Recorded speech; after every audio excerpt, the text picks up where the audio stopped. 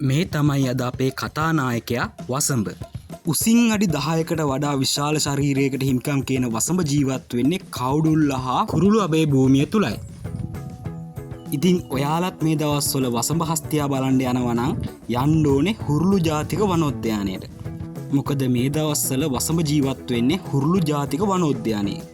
සුමේධ හස්තිරාජයාට පසුව කවුඩුල්ල ජාතික වනෝද්‍යානයේදී හමුවන විශාලම හස්තිරාජයා වන්නේ වසඹ හස්තිරාජයා.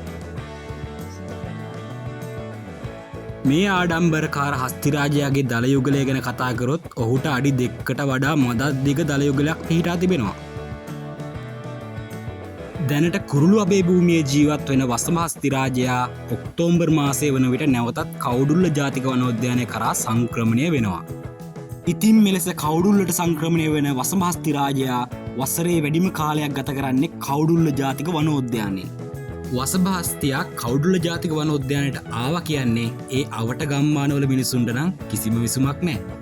ඒ වගේම මේ ආඩම්බරකාර වසඹ හස්තිරාජයාගෙන් කිසිවෙකුට මේ වෙනකන් කිසිදු කරදරයක් සිදු වෙලා නැහැ කියනවනේ.